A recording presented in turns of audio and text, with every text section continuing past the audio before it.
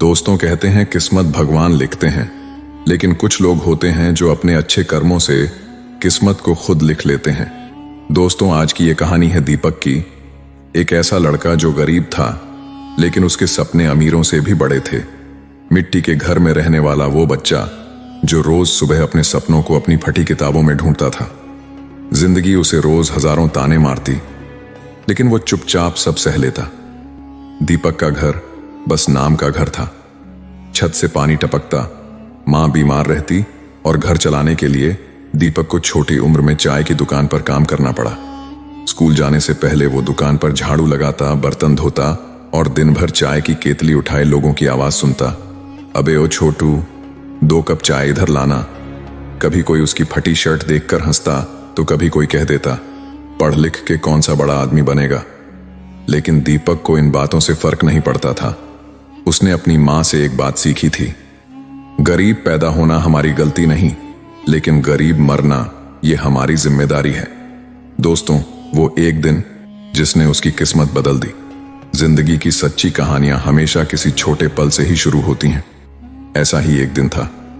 सर्दियों की सुबह थी। कोहरे में लिपटी गलियां और ठंड इतनी कि हाथ से कपकपी ना रुके। दुकान पर ज्यादा लोग नहीं थे।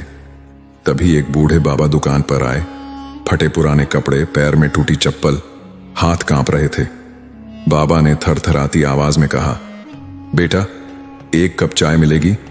दुकान का मालिक बोला, पैसे हैं तो चाय मिलेगी, नहीं तो निकल यहां से। बाबा ने अपनी जेब में हाथ डाला। सिर्फ कुछ सिक्के निकले, शायद वो भी पूरे नहीं थे। दीपक एक कोने में खड़ा सब देख रहा था। उसकी जेब में सिर्फ 5 रुपये थे, जो उसने स्कूल की कॉपी खरीदने के लिए बचाए थे। उसने बिना सोचे वो 5 रुपये निकाले और बाबा के हाथ में रख दिए। बाबा आप चाय पी लो, भूख से बड़ा कोई गुनाह नहीं होता। बाबा की आंखों में आंसू थे। दीपक के पास सिर्फ 5 रुपये ही थे, जो कि उसने बाबा को दे दिए थे। शायद कोई और होता तो इस छोटे से काम को भूल जाता, लेकिन किस्मत कभी किसी का कर्म नहीं भूलती। 3 दिन बाद वही बाबा फिर दुकान पर आए, लेकिन इस बार उनके साथ एक बड़ी गाड़ी थी। सूट बूट पहने कुछ लोग साथ थे। दुकान का मालिक हैरान रह गया। सबकी आंखें बाबा पर टिकी थीं।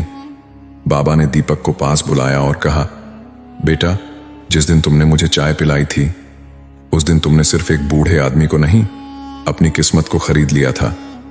दीपक कुछ समझ नहीं पाया। बाबा ने आगे कहा, मैं कोई मामूली आदमी नहीं, मैं राजवीर सिंह हूं, शहर का सबसे बड़ा बिजनेसमैन। मैं गरीबों की मदद करने के लिए अपनी पहचान छुपाकर लोगों की ईमानदारी को परखता हूं, और तुम वो पहले इंसान हो जिसने बिना मतलब के मेरी मदद की। उस दिन बाबा ने दीपक की पढ़ाई से लेकर उसके पूरे घर की जिम्मेदारी अपने ऊपर ले ली।